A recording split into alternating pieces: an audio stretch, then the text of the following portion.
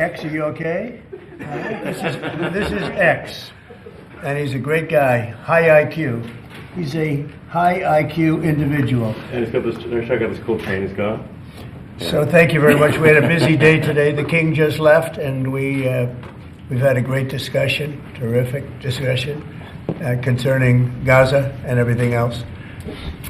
We had discussions also about Saturday at 12 o'clock. It's going to be a big moment. We'll see what happens. I don't expect much happening with these people, but we'll see what happens. And we're going to be signing a very important deal today. It's DOGE, and I'm going to ask Elon to tell you a little bit about it and some of the things that we found, which are shocking.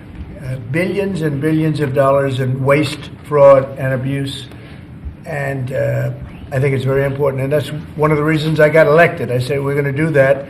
Nobody had any idea it was that bad, that sick, and that corrupt. And it seems hard to believe that judges want to try and stop us from looking for corruption, especially when we found hundreds of millions of dollars worth, much more than that, in just a short period of time. And we want to weed out the corruption. And it seems hard to believe that a judge could say, we don't want you to do that. Well, so maybe we have to look at the judges, because that's very serious. I think it's a very serious violation. I'll ask Elon Musk to say a few words, and we'll take some questions. Elon, go ahead. Sure. So at a high level, if you say, what is the goal of DOGE, and I think a significant part of the presidency is to restore democracy. This may seem like, well, aren't we in a democracy? Well, if you don't have a feedback loop, okay, we would have to, if you sorry. So, tell you, gravitas can be difficult sometimes. If there's not a good feedback loop from the people to the government, and if you have rule of the bureaucrat, if the bureaucracy is in charge, and then what meaning does democracy actually have? If the people cannot vote and have their will be decided by their elected representatives in the form of the president and the Senate and the House, then we don't live in a democracy, we live in a bureaucracy. So it's incredibly important that we close that feedback loop, we fix that feedback loop, and that the public's elected representatives, the president, the House, and the Senate, decide what happens, as opposed to a large unelected bureaucracy. This is not to say that there are good people who are in the federal bureaucracy, but you can't have an autonomous federal bureaucracy. You have to have one that is responsive to the people. That's the whole point of a democracy. And if you looked at if you looked at the founders today and said, what do you think of the way things have turned out? Well, we have this unelected, fourth unconstitutional branch of government, which is the bureaucracy, which has, in a lot of ways, currently more power than any elected representative. And this is not something that people want, and it does not match the will of people. So it's just something we've got to fix.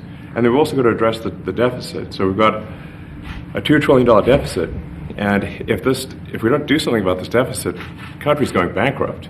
I mean, it's really astounding that the interest payments alone on the national debt exceed the Defense Department budget, which is shocking, because we spend a lot of money on defense. But if that just keeps going, we're essentially going to bankrupt the country. So what I really want to say is, like, it's not optional for us to reduce the federal expenses. It's essential. It's essential for America to remain solvent as a country, and it's essential for America to have the resources necessary to provide things to its citizens and not simply be servicing vast amounts of debt. And also, could you mention some of the things that your team has found, some of the crazy numbers, including the woman that walked away with about $30 million, right, etc.? Well, we do find it sort of rather odd that there are quite a few people in the bureaucracy who have ostensibly a salary of a few $100,000, but somehow manage to accrue tens of millions of dollars in net worth while they are in that position, which is you know, what happened at USAID. We're just curious as to where it came from. Maybe they're very good at investing, in which case we should take their investment advice, perhaps. But just there seems to be mysteriously they get wealthy. We don't know why. Where does it come from? And I think the reality is that they're getting wealthy at the taxpayer expense. That's the honest truth of it. So, you know, we're looking at, say, if you look at, say Treasury, for example, basic controls that should be in place, that are in place in any company, such as making sure that any given payment has a payment categorization code, that there is a comment field that describes the payment, and that if a payment is on the do not pay list, that you don't actually pay it. None of those things are true currently. So the reason that departments can't pass audits is because the payments don't have a categorization code. It's like just a massive number of blank checks just flying out the building. So you can't reconcile blank checks. You've got comment fields that are also blank, so you don't know why the payment was made. And then we've got this truly absurd, a do not pay list, which can take up to a year for an organization to get on a do not pay list. And this, we're talking about terrorist organizations, we're talking about known fraudsters, known aspects of waste, known things that do not match any congressional appropriation, can take up to a year to get on the list, and even once on the list is not used. It's mind-blowing. So what we're talking about here, we're really just talking about adding common sense controls that should be present, that haven't been present. So you say, like, well, how could such a thing arise? That seems crazy. When you understand that really everything is geared towards complaint minimization, so then you understand the motivations. So if people receive money, they don't complain, obviously. But if people don't receive money, they do complain. And the fraudsters complain the loudest and the fastest. So then when you understand that, then it makes sense. Oh, that's why everything they approve all the payments at Treasury. Because if you approve all the payments, you don't get complaints. But now we're saying that, no, actually, we are going to complain. If money is spent badly, if your taxpayer dollars are not spent in a sensible and frugal manner, then that's not okay. Your tax dollars need to be spent wisely on things that matter to the people. I mean, these things, it's just common sense. It's not draconian or radical, I think. It's really just saying, let's look at each of these expenditures and say, is this actually in the best interest of the people? And if it is, it's approved. If it's not, we should think about it. So, there's crazy things like just cursory examination of Social Security, and we've got people in there that are 150 years old. Now, do you know anyone who's 150? I don't. Okay. They should be on the Guinness Book of World Records. They're missing out. That's the case where, I think they're probably dead. It's my guess. Or they should be very famous, one of the two. And then there's a whole bunch of Social Security payments where there's no identifying information. Well, why is there no identifying information? Obviously, we want to make sure that people who deserve to receive Social Security do receive it, and that they receive it quickly and accurately. I'll tell you another crazy thing. So, one of the things is we are trying to sort of right-size the federal bureaucracy, just make sure that this. Obviously, there need to be a lot of people working for the federal government, but not as many as currently. So we're saying, let's if people can retire, with full benefits and everything, that would be good. They can retire, get their retirement payments, everything. And then we were told, this is actually, I think, a great anecdote, because we were told the most number of people that could retire possibly in a month is 10,000. We're like, well, why is that? Well, because all the retirement paperwork is manual on paper. It's manually calculated, then written down on a piece of paper. Then it goes down a mine. And what do you mean a mine? There's a limestone mine where we store all the retirement paperwork. And you look at a picture of this mine. We'll post some pictures afterwards. And this mine looks like something out of the 50s because it was started in 1955. So it looks like it's like a time warp. And then the speed, the limiting factor is the speed at which the mine shaft elevator can move determines how many people can retire from the federal government. And the elevator breaks down and sometimes, and then nobody can retire. Doesn't that sound crazy? There's like 1,000 people that work on this. So I think if we take those people and say, like, you know what, instead of working in a mine shaft and carrying manila envelopes to, boxes in a mine shaft, you could do practically anything else, and you would add to the goods and services of the United States in a more useful way. So anyway, so I think that's an example. At a high level, if you say, like, how do we increase prosperity? Is we get people to shift from roles that are low to negative productivity to high productivity roles, and so you increase the total output of goods and services, which means that there's a higher standard of living available for everyone. That's the actual goal. Everyone's very quiet. Are people normally this quiet? Your detractors, Mr. Musk. I have to what? Including a lot of Democrats. I have detractors? You do, sir. I don't believe it. Say that you're orchestrating a hostile takeover of government and doing it in a non-transparent way. What's your response to that criticism? Well, first of all, you couldn't ask for a stronger mandate from the public. The public voted. We have a majority of the public voting for President Trump. We've won the House. We won the Senate. The people voted for major government reform. There should be no doubt about that. That was on the campaign. The president spoke about that at every rally. The people voted for major government reform, and that's what people are going to get. They're going to get what they voted for. And a lot of times, people that don't get what they voted for, but in this presidency, they are going to get what they voted for. And that's what democracy is all about. Mr. Musk, the White House says that you will identify and excuse yourself from any conflicts of interest that you may have.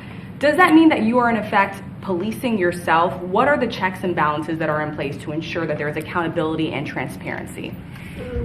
Well, we actually are trying to be as transparent as possible. In fact, we post our actions to the DOGE handle on X and to the DOGE website. So all of our actions are maximally transparent. In fact, I don't think there's been, I don't know of a case where an organization has been more transparent than the DOGE organization.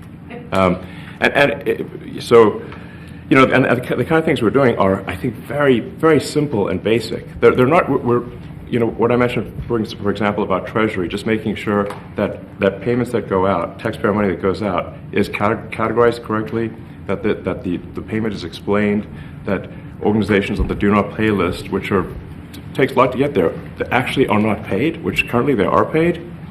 These are not individual judgment decisions. These are about simply having sensible checks and balances in the system itself to ensure that taxpayer money is spent well. So it's got nothing to do with, like, say, a contract for some company of mine at all.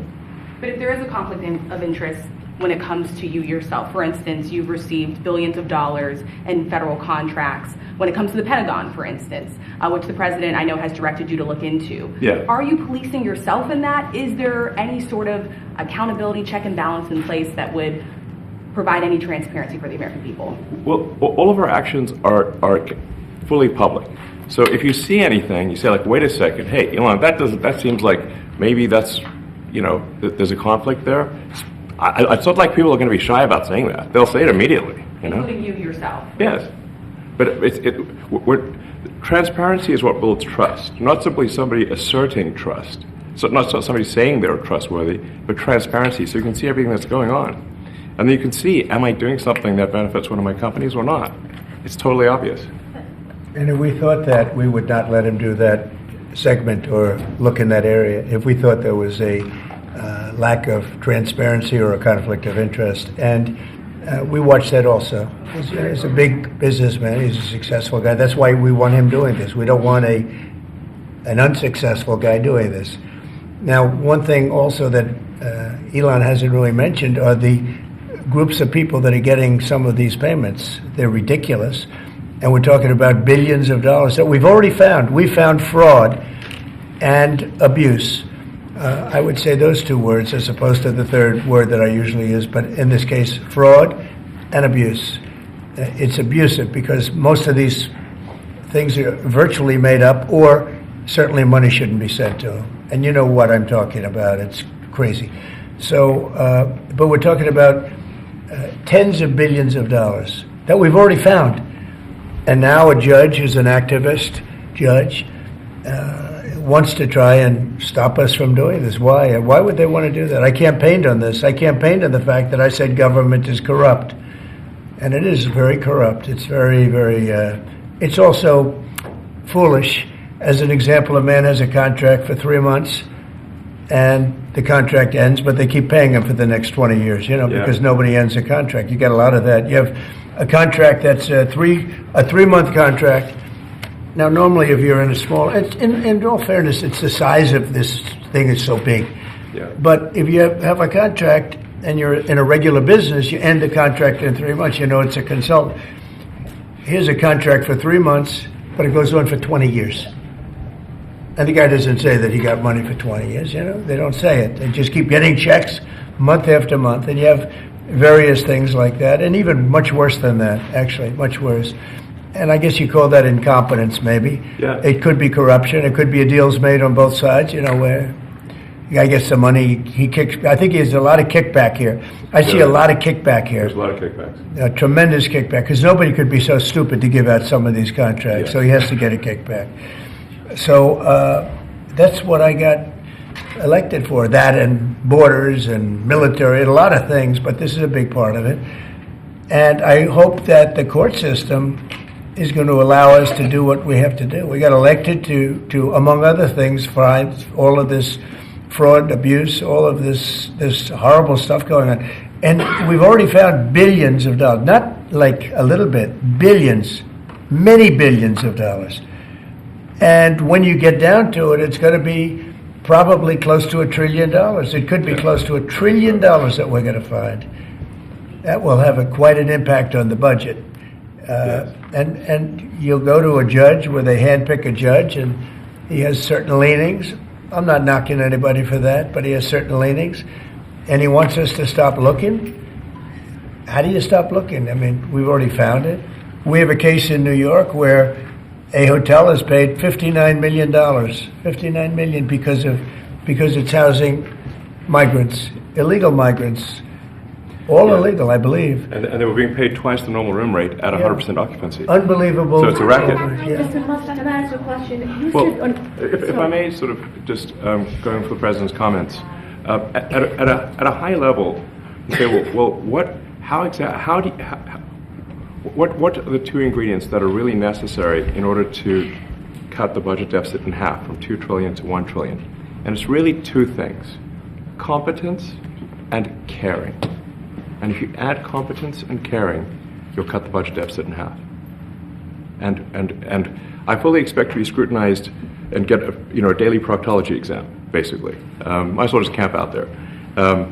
So it's not like I think I can get away with something. I'll be scrutinized nonstop. But with the support of the President, we can cut the budget deficit in half from $2 trillion to $1 trillion, and then with deregulation, because there's a lot of sort of regulations that don't ultimately serve the public good. We need to free the builders of America to build, and if we do that, that means I think we can get the economic growth to be maybe 3-4%, maybe 5%. And that means if you can get $1 trillion of economic growth and you can cut the budget deficit by $1 trillion, between now and next year, there is no inflation. There's no inflation in 26. And if the government is not borrowing as much, it means that interest costs decline. So everyone's, the mortgage, their car payment, their credit card bills, anything, their student debt, the monthly payments drop. That's a fantastic scenario for the average American. I mean, imagine they're going down the grocery aisle and the prices from one year to the next are the same, and their mortgage, all their debt payments dropped. How great is that for the average American? We had That's no what we're idea. aiming for. We had no idea we were going to find this much, and it's open. It's not like complicated. It's not that simple complicated. stuff. It's like, a lot of work. Yeah. We can't believe it. A lot of work. A lot of smart people involved. Very, very smart people. But you're talking about anywhere maybe $500 billion. It's crazy the kind of numbers you're It is really talking crazy. about. You know, normally when you're looking at something, you'll find you're looking for 1 out of 100. Here, you're almost reversing it. You look for one that's good. Yeah. And you can look at the title and you say, why are we doing this? Why are we doing that? And the public gets it. You know, the public gets it. You've seen the polls. The public is saying, why are we paying all this money? This for years, this has gone on. Mr. Musk, President you said Trump, Senator- Yeah, go ahead. Wait, go ahead. Senator Rand Paul today said that DOGE cuts will ultimately need a vote in Congress. Do you agree with that? Is that the plan? I really don't know. I know this. We're finding tremendous fraud and tremendous abuse. If I need a vote of Congress to find fraud and abuse, it's fine with me. I think we'll get the vote, although there'll be some people that wouldn't vote. And how could a judge want to hold us back from finding all of this fraud and finding all of this incompetence? Why would that happen? Why would even Congress want to do that? Now, Congress, if we do need a vote, I think we'd get a very easy vote because we have a track record now. We've already found billions of dollars of abuse, incompetence, and corruption. A lot of corruption. If a judge does block one of your policies, part of your agenda, will you abide by that ruling? Will you comply Well, I with that always order? abide by the courts, and then I'll have to appeal it. But then what he's done is he's slowed down the momentum. And it gives crooked people more time to cover up the books. You know, if a person's crooked and they get caught, other people see that, and all of a sudden it becomes harder later on. So, yeah, the answer is I always abide by the courts, always abide by them, and will appeal. But appeals take a long time, and I would hope that a judge, if you go into a judge and you show him, here's a corrupt situation, we have a check to be sent, but we found it to be corrupt. Do you want us to send this corrupt check to a person, or do you want us not to give it and give it back to the taxpayer? I would hope a judge would say, don't send it, give it back to the taxpayer. Yeah, if I can add to that, what we're finding is that a bunch of the fraud is not even going to Americans. So I think we can all agree that if there's going to be fraud, it should at least go to Americans. But a bunch of the fraud rings that are operating in the United States and taking advantage of the federal government, especially in the entitlements programs, are actually foreign fraud rings. They're operating in other countries and actually exporting money to other countries. We should stop that. Mr. Musk, And this is big numbers. Talk about $100 to $200 billion a year. Serious money. Mr. Musk, you said on X that an example of the fraud that you have cited was $50 million of condoms was sent to Gaza. But after fact-check this, apparently Gaza in Mozambique, and the program was to protect them against HIV. So can you correct the statements? It wasn't sent to Hamas, actually. It was sent to Mozambique, which makes sense why condoms was sent there. Yeah. And how can we make sure that all the statements that you said were correct, so we can trust what you say? Well, first of all, some of the things that I say will be incorrect and should be corrected. So nobody's going to bat 1,000. I mean, we will make mistakes, but we'll act quickly to correct any mistakes. I'm not sure we should be sending $50 million worth of condoms to anywhere, frankly. I'm not sure that's something Americans would be really excited about. And that is really an enormous number of condoms, if you think about it. If it went to Mozambique instead of Gaza, I'm like, okay, that's not as bad, but still, why are we doing that? Mr. Musk, can you talk a little bit about how closely you're working with agency heads as you're directing these cuts? Do they have how much input do agency heads have when you're making these decisions? Yeah, we work closely with the agency heads, there are sort of checks in place. So it's not just us just going in and doing things willy-nilly. It's in partnership with the agency heads, and I check frequently with the president to make sure that this is what the president wants to have happen. So we talk almost every day, and I double check things to make sure, is this something, Mr. President, you want us to do this? Then we'll do it. USAID has been one of your main targets. Are you concerned at all that some of the cuts or that shutting that agency altogether may lead to diseases or other bigger problems starting in other countries that then come to the United States? Yeah, so that's an interesting example. So that's something where we work closely with the State Department and Secretary Rubio. And we have, for example, turned on funding for Ebola prevention and for HIV prevention. Left that, you said? Yes, correct. And we are moving fast, so we will make mistakes, but we'll also fix the mistakes very quickly. Do you see it as a worthy cause, USAID? I think that there are some worthy things, but overall, if you say what was the bang for the buck, I would say it was not very good. And there was far too much of what USAID was doing was influencing elections in ways that I think were dubious and do not stand the light of day. I can just ask a follow-up to the Pentagon contracts. If you have received billions of dollars in contracts from the Pentagon, and the president's directing you to look into the Department of Defense, is Yes, that which we a definitely need conflict to of do interest? and are going to do at the president's request. Does that present a conflict of interest for you? No, because you'd have to look at the individual contract and say, first of all, I'm not the one, filing the contract. It's people at SpaceX or someone who will be putting for the contract. And I'd like to say, if you see any contract where where it was awarded to SpaceX and it wasn't by far the best value for money for the taxpayer, let me know, because every one of them was. The president said the other day that you might look at treasuries. Could you explain that a little bit? What kind of fraud, and that question goes to both of you, what kind of fraud are you expecting to see or do you see right now in U.S. treasuries? Yeah, I think you mean the Treasury Department as opposed to Treasury bills. Or You also referenced treasuries on Air Force One the other night. Go ahead. well, as I mentioned earlier, really the first order of business is to make sure we're actually collecting. Sorry for this. I thought my son might enjoy this, but he's sticking his fingers in my ears and stuff. So it's a bit hard to hear sometimes. Hey, stop that. No, the stuff we're doing with Treasury Department is so basic that you can't believe it doesn't exist already. So for example, like I mentioned, just making sure that when a payment goes out, it has to have a payment categorization code. It's like, what type of payment is this? You can't just leave the field blank. Currently, many payments, the field is left blank. And you have to describe what's the payment for, some basic rationalization. That also is left blank. So this is why, the Pentagon, when's the last time the Pentagon passed an audit? I mean, a decade ago, maybe? I don't know, ever? Really?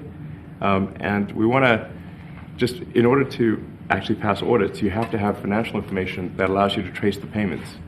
And once in a while, the Treasury has to pause payments if it thinks the payment is going to a fraudulent organization. If a company or an organization is on a do not pay list, we should not pay it. I'm sure you would agree. Like, if it's quite hard to get on that payment, the do not pay list, it means that this is someone that is just, it's like dead people, terrorists, known fraudsters, that kind of thing. We should not pay them. But currently we do, which is crazy. We should stop that. Many transactions. And by the way, hundreds, thousands of transactions like that. We have a big team. And for the sake of the country, I hope that the person that's in charge and the other people that report to me that are in charge are allowed to do the right thing, namely make sure everything's honest, legitimate, and competent. But we're looking at just, when you look at USAID, that's one. We're going to look at the military, we're going to look at education. They're much bigger areas. But the USAID is really corrupt. I'll tell you, it's corrupt. It's incompetent, and it's really corrupt. And I can't imagine a judge saying, well, it may be corrupt, but you don't have the right. You got elected to look over the country and to, as we say, make America great again, but you don't have the right to go and look and see whether or not things are right that they're paying or that things are honest that they're paying. And nobody can even believe this. Other people, law professors, they've been saying, how can you take that person's right away? You're supposed to be running the country, but we're not allowed to look at who they're paying it to and what they're paying. We have massive amounts of fraud that we caught. I think we probably caught way over a lot of billions of dollars already in, 2 weeks? Yes. And it's going to go to numbers that you're not going to believe. And much, as I said, much is incompetence and much is dishonesty. We have to catch it. And the only way we're going to catch it is to look for it. And if a judge is going to say you're not allowed to look for it, that's pretty sad for our country. I don't understand how it could even work. On the buyout program, can you personally guarantee that? Which one? The buyout program, the offer to federal workers. Can you personally guarantee that the workers who opt in to resign now will be paid through Well, September? they'll get their money, but they're getting a good deal. They're getting a big buyout, and what we're trying to do is reduce government. We have too many people. We have office space. It's occupied by 4%. Nobody's showing up to work because they were told not to. And then Biden gave them a 5-year pass, some of them, 48,000 of them, gave them a 5-year pass, that for 5 years you don't have to show up to work. And let me tell you, this is largely, much of this stuff is because of Biden. It's his fault. He allowed this country, what he did on our border. What he did on our border is almost not as bad as what he did with all of these contracts that have come out. It's a very sad day when we look at it. I can't even believe it. But many contracts just extend, and they just keep extending, and there was nobody there to correct it. And that cannot be, I can't imagine that could be held up by the court.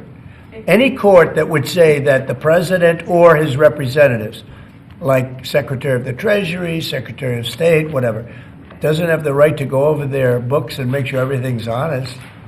I mean, how can you have a country? You can't have anything that way. You can't have a business that way. You can't have a country that way. Hey, thank you very much, everybody. Thank you. Thank you, Fred. Thank you, Fred. Head out. Coming back tonight. Mark Vogel will be at the White House tonight at about 10 o'clock. If you want to come over, you can say hello to him. Did you guys get anything in return?